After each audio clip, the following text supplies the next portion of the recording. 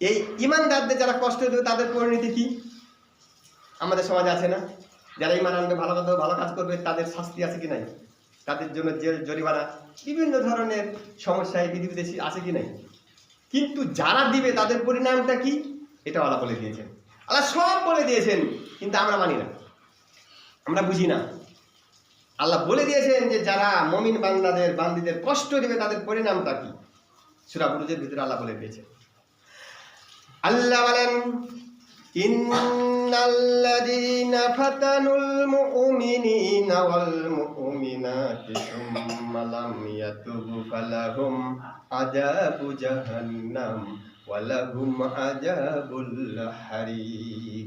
আল্লাহ রাব্বুল আলামিন বললেন, ও দুনিয়ার মানুষেরা শোনো, তোমরা যারা মুমিন বান্দাবান্দীদেরকে কষ্ট দিবে, যতক্ষণ পর্যন্ত তোমরা তওবা না করবে ততক্ষণ পর্যন্ত তোমাদের জন্য রয়েছে জাহান্নাম, আর তোমাদের জন্য রয়েছে যন্ত্রণাদায়ক শাস্তি।